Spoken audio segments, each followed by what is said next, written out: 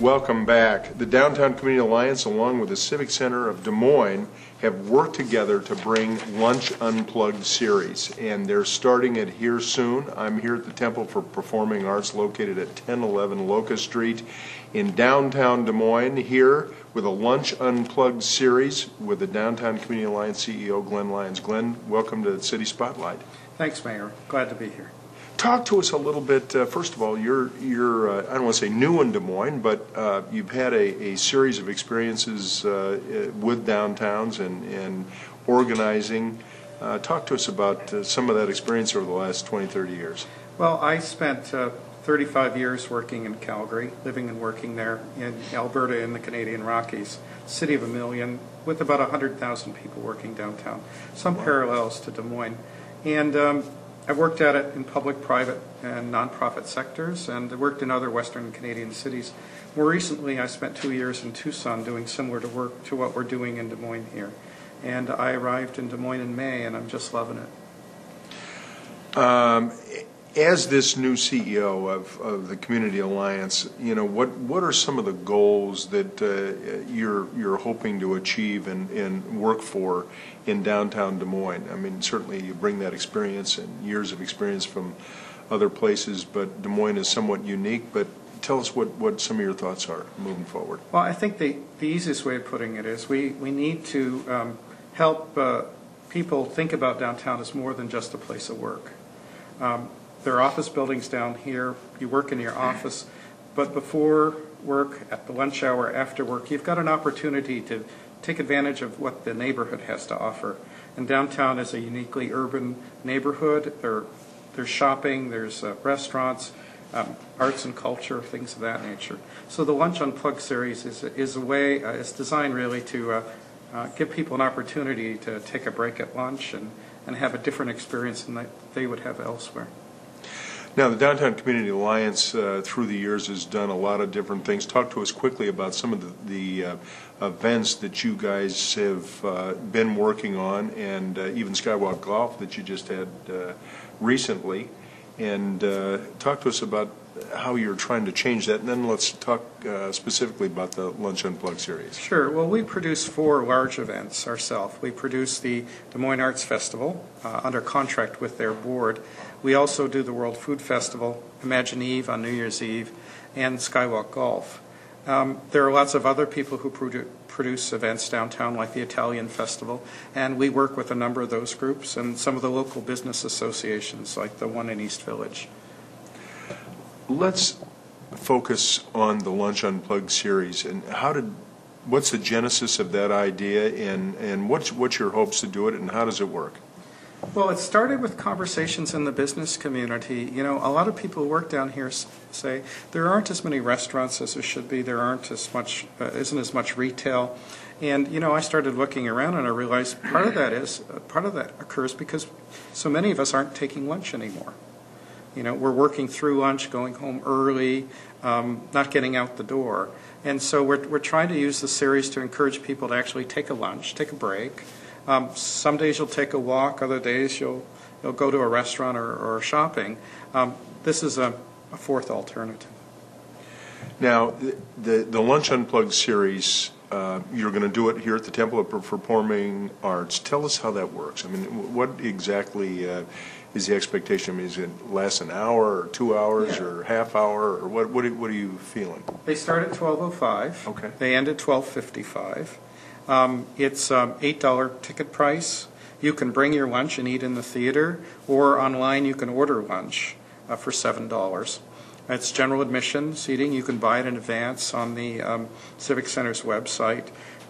It's a broad mix of music. We have some singer-songwriters. The Iowa Opera is coming, a little bit of jazz. We've got an a cappella group. And the Nadas are the last of the 8 concerts. First one is on March 4th with Ry Cumming, an Australian singer-songwriter. The Nadas finish toward the end of April. So you can do one a week? One a week. Okay. There are different days of the week, but there's one a week. All right, and so you've got the 8 performers, the 8 groups that are going to perform.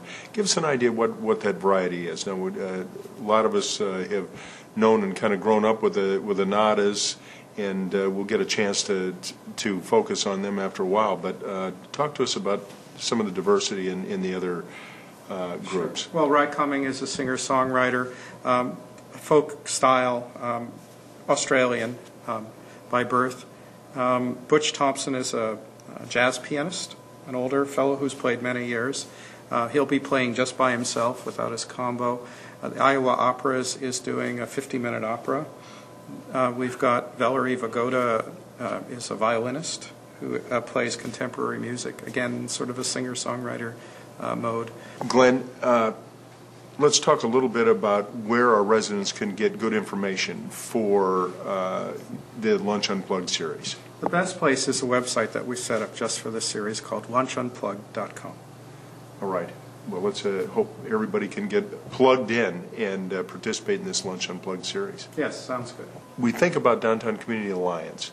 What other things do you see coming up this summer? Because I know that constantly you guys are working on cleaning up the city and cleaning up the sidewalks and working on skywalks. And talk to us a little bit about the focus of the Community Alliance.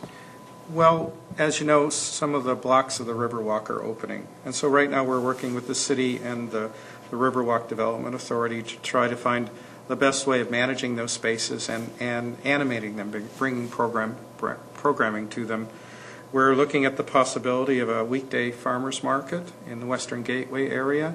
I think we're going to try some concerts at 5:15 under the Avoid the Rush sort of theme. If you don't want to fight the traffic on 235, you can stay, see a show, maybe have a bite to eat afterwards. We were talking earlier about, creating a sort of a lifestyle, an urban lifestyle, and I think that a lot of people are really, I don't want to say shocked, but surprised, shall we say, about what's going on in downtown Des Moines, because it seems so vibrant compared to even, 10 years ago. There were a lot of events that were happening, but with a new Papa John sculpture area and the new science center, the new library, and all the events that are going on. Talk to us a little bit as you put in with your life experience in other cities. What do you think Des Moines needs to do, and why is it such a surprising place moving forward?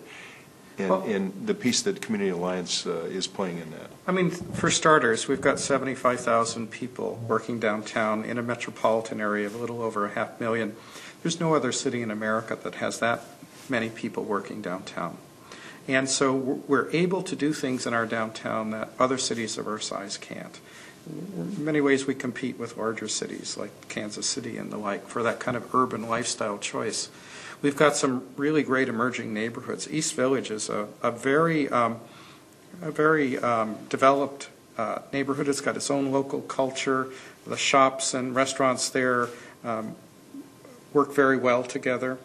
The Court District seems so pedestrian friendly too. It's so walkable over there. Yeah, and I think there was always something there. But when after the street improvements were put in place on Locust, the business association started to market the area. We're getting more shops all the time. I think we've got a dozen new shops this year in East Village alone. The Court District is a different kind of district. It's more tied to restaurants and nightlife. It's an all-ages crowd until the latter part of the evenings when it tends to be younger. That's really come a long way in the last 5 years. And I think there's a new neighborhood developing around the Papa John Sculpture Park and the new office buildings in the Western Gateway. So we've got neighborhoods that you wouldn't expect to see here. Well, and it's exciting in all the work that you guys are doing and constantly thinking about, what we were, what we are, and where we need to go moving forward. Do you see an expansion that would be helpful, for instance, in more housing opportunity downtown? You know, I think the housing's going to come. We've actually had 3 projects finished this year in a bad economy, a bad real estate economy. That's pretty healthy. As downtown improves, we're going to get more housing. I expect to see a fair bit of housing in the Western Gateway. But much of what we've got to do is just make sure that that downtown is more than just an office core. It's a series of neighborhoods that people can experience. If we provide those kinds of environments, people will come to live and work. Well, it's all exciting, Glenn, and thank you so much for all the work that you've done and are doing, and let's keep rolling. Make Des Moines more exciting, more inviting. We've got a great representation of great things to do here in Des Moines, and I appreciate everything that you guys are doing. So, Glen, Lyons, we're going to work on Lunch Unplugged. Hopefully, all of you can get a chance to get down and participate in this in March and April? Yes. All First right. concert's March 4th. All right. Thanks, Glenn. Thank you. My next guest is Jason Walsmith from the Nadas. He's one of the groups, with one of the groups that actually is going to be part of the Lunch Unplugged series. Jason, welcome back to City Spotlight. Thanks for having me. You're one of our original performers on City Spotlight. That's so right. Here we are. Talk to us about the Nadas and where you guys are going today.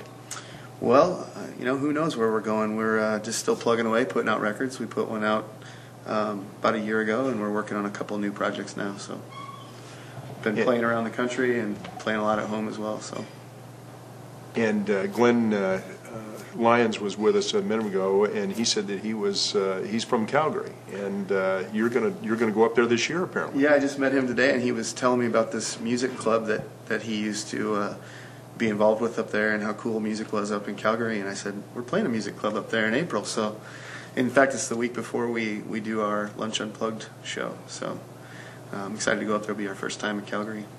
Yeah, we'll be looking for a report back, see how it's going up there. Sounds good. Talk to us a little bit about some of the things you do in Des Moines. I mean, you always do sort of a fundraiser around the holiday times, and the Nadas are always out there helping.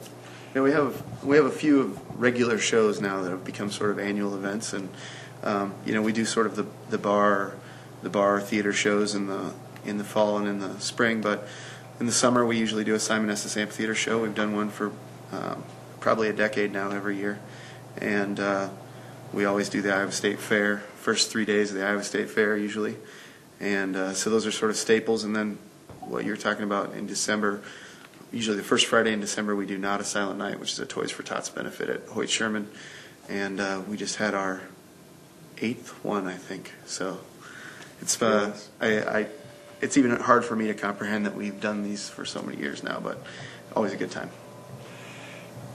For our listeners that aren't familiar with the Nadas and in your background, talk to us about how you got started in music performance and how the Nadas came together and where the guys are from, and so all of our listeners can kind of know how really local the Nadas are in terms of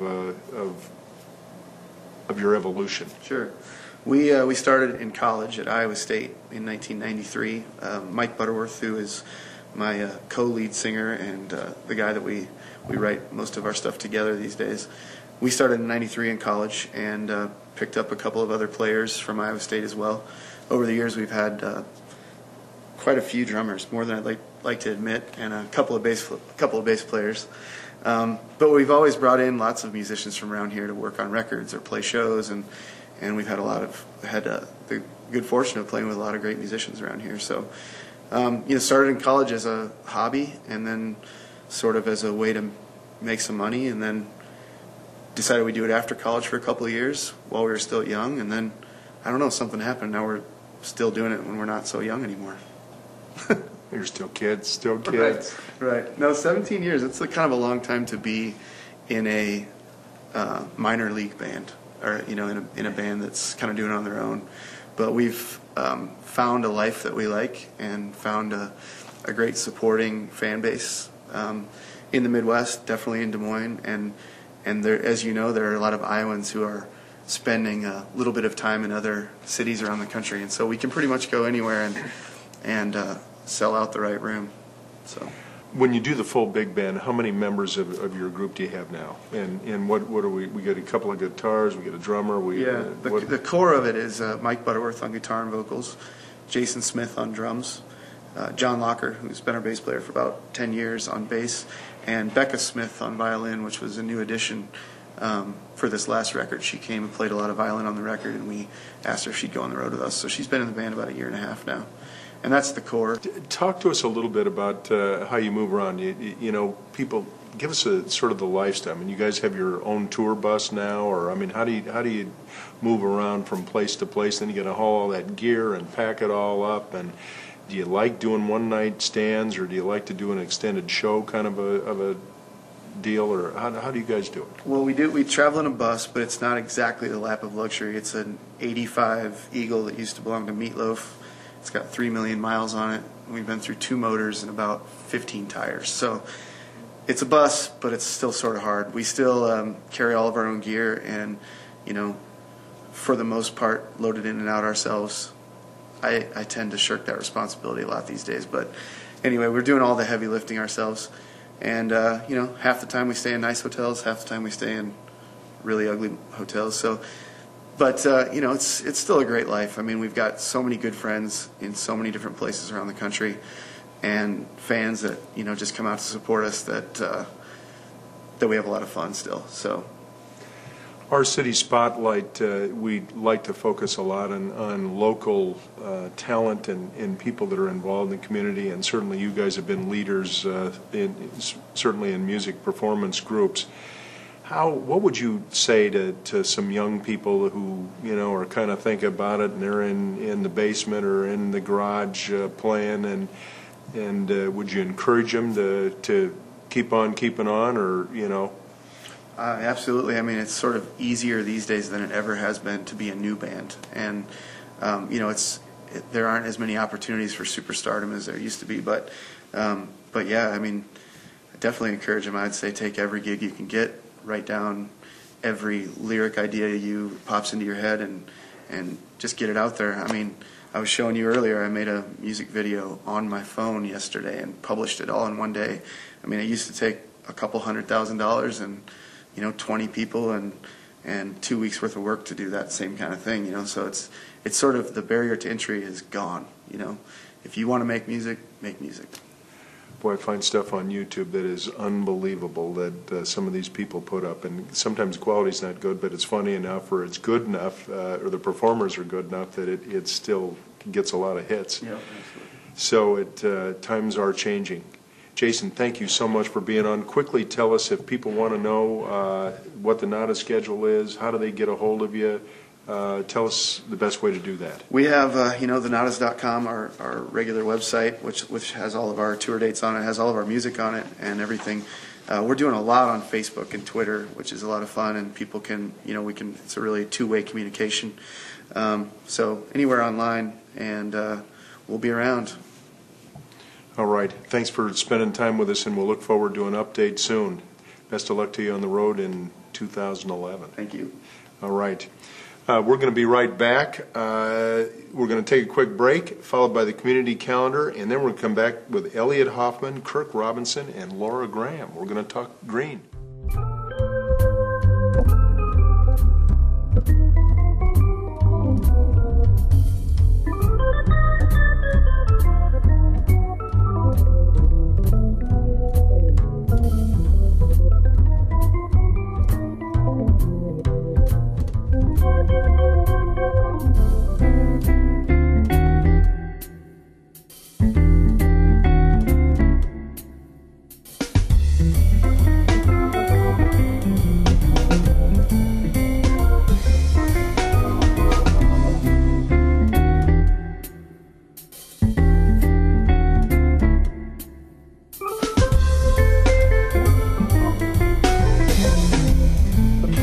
To City Spotlight. I hope you found something on our city calendar that you and your family can enjoy in and around Des Moines this month.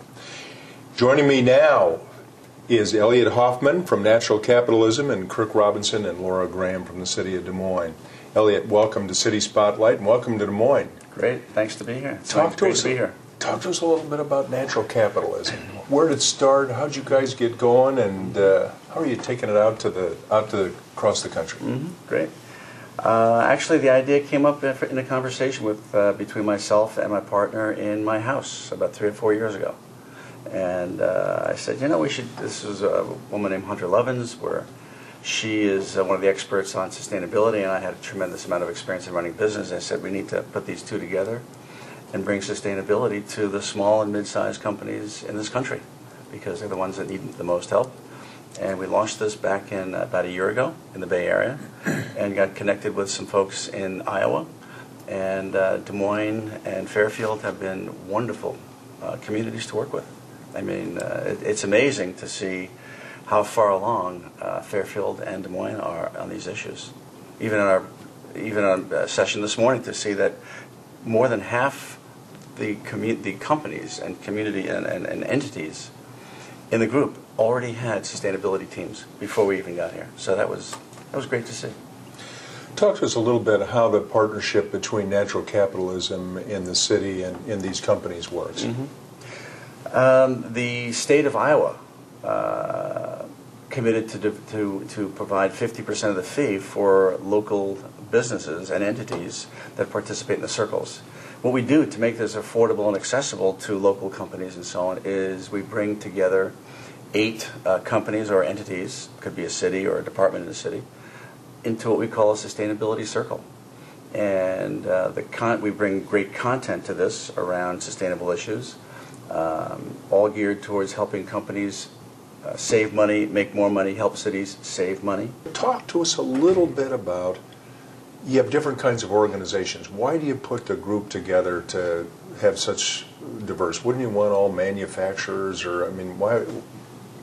What's the point? Great question. As a matter of fact, the first 2 circles that we did in the Bay Area, again, just these beta circles, it just happened to wind up, we didn't know whether it would be better to have diverse participants versus similar. And the first 2 groups were very diverse, from manufacturers, a scrap metal dealer, a CEO of a bank, and pretty diverse. And at the end of these first 2 sessions, I asked the whole group right there, I said, how did you feel about the diversity? Would you have preferred to be with people who are pretty much doing what you do versus the diversity? And every single person said the diversity is absolutely the way to go, because it makes for a very rich experience and very rich conversation. You know, Kirk can talk about what's going on in Des Moines within the city and so on, and Scott from Hy-Vee can pick up ideas from Kirk, and the principal folks are going to pick up things that they would have never picked up if they were just in with other insurance companies. So it really does make for a rich conversation and experience for everybody. And of course, in Des Moines and Iowa, pointing out some of those entities, we have a lot of downtown office space. Certainly they've got to look at it, and we've got another initiative going on, and hopefully we're going to learn a bunch out of this, sort of a green core concept. But I think it's really exciting. Laura and Kirk, let's talk a little bit about the city's involvement and why you guys thought it was a great idea to move this thing forward. Well, the city was presented with an opportunity to get a grant to help bring in different businesses throughout the city and to collaborate on the efforts that we do for sustainability. It helps, to network between different businesses and get ideas that we might not think of. So that really brings the city closer to its businesses that are within the city, and directly enhances what we do as a city in whole. Laura, let's talk a minute about the city and natural capitalism and what the city is doing. How long have we been working on sustainability in the city of Des Moines? Well, sustainability has been a big, issue for the city, for staff, for elected officials, our council members. For a number of years, I think for about the past 4 or 5 years, we've been working really diligently on making our community a more sustainable place and impacting the environment or lessening our impact on the environment and the various efforts that we have out there. More recently, we've been directed to take a look at some strategies that are in place, and over the last 9 months to a year, we've been working specifically on taking a look at what this group has done historically, and tying it to some of the policies that have been in place for a while. We have the environmental stewardship policy that was put in place in 2007, so we're tying it to that, which is really exciting. The component that we don't have in place yet, which I think is incredibly imperative for the organization, is an action plan, and Natural Capitalism has done a great job in helping coordinate these sustainability circles, and through the process we come up with a sustainability action plan that we go back and we work on with the sustainability team. And what I think at least staff really appreciates about that is we have some real directives. We have timelines that we have in order to get these things completed, and I think that brings in staff buy-in, which is incredibly important in sustainability and in everything we do. We've got a number of different programs that we've been working on in the city of Des Moines, and Laura, I might ask you to kind of expand on it. But one of the things, Elliot, that I think is so important is getting this initial look and getting all the a diverse group of businesses involved in the sustainability movement and effort, and to see critical improvements in their performance and hopefully affecting their bottom lines. But the city of Des Moines also has been selected to be a star community. You want to give us, Laura, I'm sure that we're going to want to come back and talk about this in a future program, but quickly, let's talk about tying some of these other efforts together and how natural capitalism may benefit what we get out of the Star Communities program. Sure. I'm putting you on a spot a little bit here. So one of the great things, that natural capitalism brings is showing, the city's obviously interested in what it's doing as an entity, but we also want to make sure that we have good stewards of the environment within our community, our corporations and our small businesses and our nonprofit organizations. I think they all tie together, and, the little amounts of impact that we have can be, really challenging for the environment. So it's all about taking a look at that comprehensively and working as a group. The city of Des Moines was recently awarded a position in a beta project through ICLEI, which is a STAR community program. And what that really is going to do, I think there are a total now of 10 communities that are involved in this process. But they take a look at, I want to say it's 80 different comprehensive points that impact the environment, and there are things from as complicated as quality of life. What defines quality of life, to air quality, to the types of employment opportunities that communities have, to the building envelopes. How many LEED facilities do we have, not just city-owned but community-wide within our corporate boundaries? So it's more of a comprehensive approach at really figuring out where are we within our corporate boundaries in terms of making impacts within within our sustainability efforts, and then how do we compare to other communities across the nation, and what can we do to improve our community long term? Well, and what does sustainability maybe mean in the 21st century? Mm-hmm. Well, what is the role and purpose of business in the 21st century also? Mm-hmm. So definitely. Kirk, talk to us quickly about what are some of the upcoming sustainability improvements that you are hopeful to pull out of this natural capitalism venture.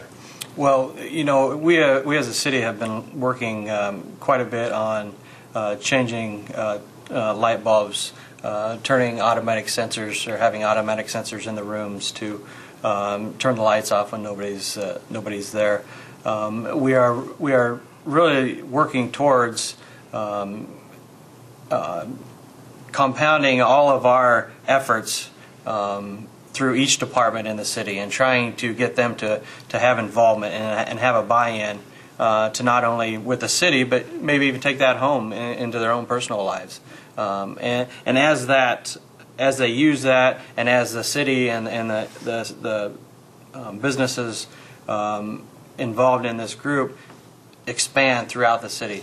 Hopefully there's another sustainability circle that comes off of our circle that can just keep compounding with each other. So Well, and for our viewers to know, I think that Iowa really has been sort of a leader in some of these areas now. Population-wise, we're not as big as some other states, but when we had a mayor's protocol talking about climate change and what we were going to do to address it, and that in terms of leadership from the mayor's office, we had 35 mayors in the state of Iowa sign up to participate and make a commitment to try to change their operations in the city. So it might be interesting to reach out to all those cities and bring them into the fold and have them participate. Because I think it's not only what we do here, but what we do across the state, across the country, across the world that's going to make the change. Let's talk quickly about how can individuals get more information about not only the city's green efforts and maybe a website, but about natural capitalism. Elliot, maybe tell us about natural capitalism, and then Laura and Kirk, maybe you can tell us how everybody can hook up in Des Moines.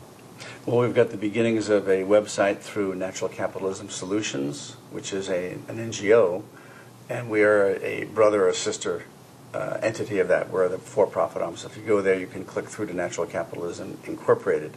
We'll have our own website up in the next month or so. Okay. And Elliot, we're so glad that you guys are here, and I think that the businesses in our city is benefiting as a result. And I met Hunter a few years ago when we were talking about how to save the world, and she came with some great ideas, and it's good to see that now we're taking it. Yeah. We're about making impact. That's really what we wanted to do. When Hunter and I first talked about this, it's about building a great business that really helps small and mid-sized companies and communities save money, get onto the sustainability journey, because it is a very long-term journey, and to really make actionable, implementable difference in cities. Like the action plan is such a vital part of this. And that we're very interested in building local, national, and eventually international communities of businesses and business people that are on this journey towards sustainability. It's measurable too, right? Absolutely. I mean, so Absolutely. you're going to, people will see where we are, and you're going to see that the changes are making a difference. Part of the action plan is you'll take your baseline carbon footprint, for example. You'll say, okay, these are the 12, 15, whatever action items we're going to do over 6 months, 9 months, 12 months. You'll see this is the investment that's required to make these changes. You'll see your projected carbon footprint after these changes are made, the return on investment of the investments made, and you will see that so many of the changes that you'll make are really, they don't require money. It does not require a financial investment. What it's really about at a deeper level is behavior change. That's what we all need to do. That's the low-flow shower head. That's the lighting. That's, it's what we do in our businesses, in our cities, and in our lives. Some of the changes are simple. Absolutely, very simple, like turn off the lights. On a sunny day, many people who are watching this probably work in offices where they have their blinds closed and the lights on. All you need to do is open the lights, let the sun shine in, open up your shades, let the sun in, and turn off your lights. There you go. And you've saved a lot of money. And as an example, as human beings, we work much better in natural light. As one example. Well, when you have 10 errands to run, maybe do it on one outing as opposed to 10 different outings. Exactly. And you can save a little in the car. Talk to us quickly, you guys, about how do people find out about what's going on in the city? That's actually a great segue because, we have some great tips on how to be more energy efficient and cost savings on our website. We have a sustainability or green website. It's called greendm.org. That's updated pretty regularly. And look for some really exciting collaborative processes that are coming out on that website here in the next couple of months. We've got some great projects coming up and some great updates that'll be out there, and we'll keep you informed. All right. Again, Elliot, Laura, Kirk, thank you guys for spending a little time with us on City Spotlight. Thank you. Good luck, and we're going to be looking for the outcomes and the updates. Yeah. Thanks for Have a having great us. day. Thank you. Thank you. Well, that wraps up this edition of City Spotlight. You can view today's program again during the replays on dates and times which will appear on your screen. I want to thank my guests, and until next time, I'm Mayor Frank County, and this is City Spotlight.